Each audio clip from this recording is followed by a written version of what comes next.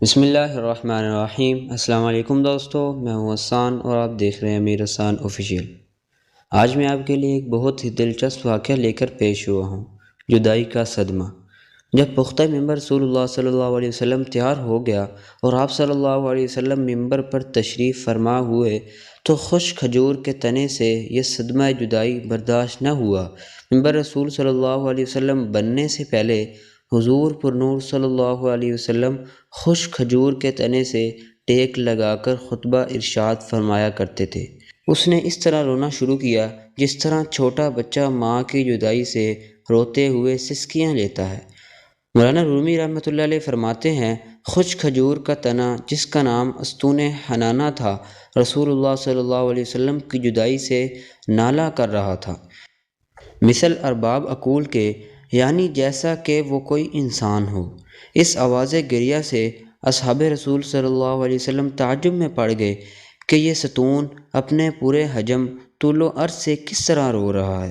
آپ صلی اللہ علیہ وسلم نے دریافت کیا، اے ستون، تجھے کیا ہوا ہے؟ اس نے عرض کیا، یا رسول اللہ صلی اللہ علیہ وسلم، آپ کی جدائی کا صدمہ مجھ سے برداشت نہیں ہوا۔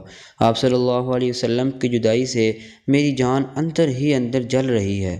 اس آتش غم کے ہوتے ہوئے آپ صلی اللہ علیہ وسلم کے فراق میں کیوں نہ آہوزاری کروں؟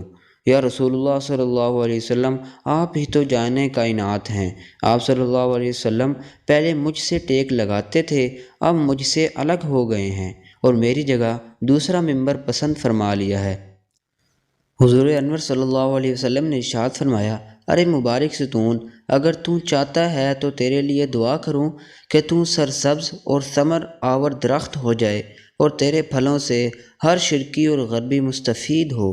اور کیا تو ہمیشہ کے لیے تر و تازہ ہونا چاہتا ہے یا تو پھر عالم آخرت میں کچھ چاہتا ہے؟ استون حنانہ نے کہا، یا رسول اللہ صلی اللہ علیہ وسلم، میں تو دائمی اور ابدی نعمت چاہتا ہوں۔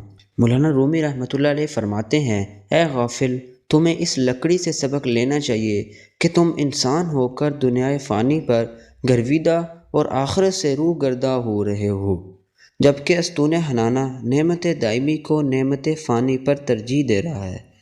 پھر اس ستون حنانہ کو زمین میں دفن کر دیا گیا تاکہ مثل انسانوں کے روز جزا اس کا حشر ہو۔ اللہ تعالی ہم سب کو اس پر عمل کرنے کی توفیق عطا فرمائے، آمین۔ جزاک اللہ۔